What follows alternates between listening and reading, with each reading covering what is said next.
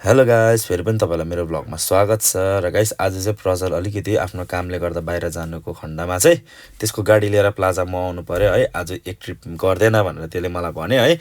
र अब सधैँ मेरो गाडी लिएर यताउता जानु पऱ्यो भने मेरो कामहरू पऱ्यो भने पनि त्यसले गर्छ नि त गाइस। त्यही भएर चाहिँ मैले अब त्यसको गाडी लिएर आउनु पऱ्यो किनभने अब मैले भन्दा पनि त मानिरहेको छ त्यसले, त्यही भएर म आएँ गाइस है।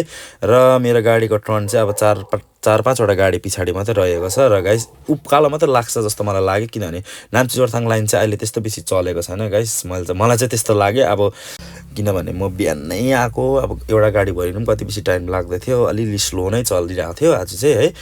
र गाइस म चाहिँ यहाँ पहिला पनि 4-5 महिना चाहिँ मैले पहिला एउटा गाडी चलाएकै हो है, नाम्ची टु जोरथाङ। र त्यही भएर चाहिँ म यहाँ दिदीहरू सबैजना चिनाजाना थियो है। र दिदीहरूको दोकानमा गएर चिया खाएँ, 2जना दिदीको दोकानमा गएर चिया खाएँ र खाजाहरू पनि खाइसक्दा ओर्दाखेरि भानिज पनि आइसकेको थियो।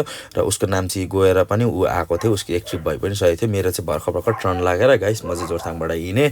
र एकदम गाडी चाहिँ एकदम मजाले कुद्दो रहेछ साथीको। मलाई चाहिँ धेरै मजा आयो, किनभने मेरो चाहिँ टर्बो गियरबक्स र टर्बो इन्जिन हो, यसको चाहिँ डिआई नै हो सबै है। त्यही भएर मलाई अलिक अल्छित लाग्दै थियो, तर गाडी चाहिँ एकदम दामी कुद्दो रहेछ गाइस। मलाई चाहिँ एकदम मन पऱ्यो यसको गाडी कुदाइ चाहिँ है। र गाइस म नाम्ची आएर हेरेको त हेर्नुहोस् गाइस, प्लाजा त एकदम डरलाग्दो चेन्ज भइसकेको रहेछ।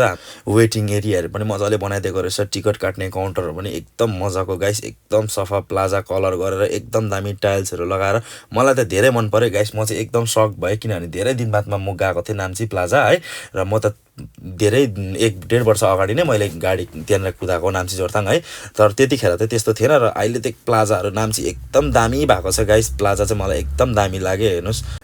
र अस्ति नै एउटा टुरिस्टले भनेको थियो, this is not India, this is Japan भनेर है। र गाइस म नै भन्दैछु, यो चाहिँ हाम्रो चाहिँ एकदम जापानभन्दा कमीको चाहिँ हाम्रो नाम्ची छैन, एकदम निट एन्ड क्लिन छ। र गाइस मेरो चाहिँ एक ट्रिप पनि भएन, मुस्किलले जोरथाङबाट उकालो टर्न लाएर नाम्ची आएको गाइस। ओह्रालो चाहिँ मेरो मान्छे नभरिने रहेछ, किनभने 4:30 भइसकिसकेको थियो। अब चाहिँ मान्छे निस्किँदैन, अगाडि नै मेरो 8वटा गाडी पछाडि छ। र गाइस एक ट्रिप हुनु सकेन, भेट्ने छ फेरि पनि नेक्स्ट ब्लगमा।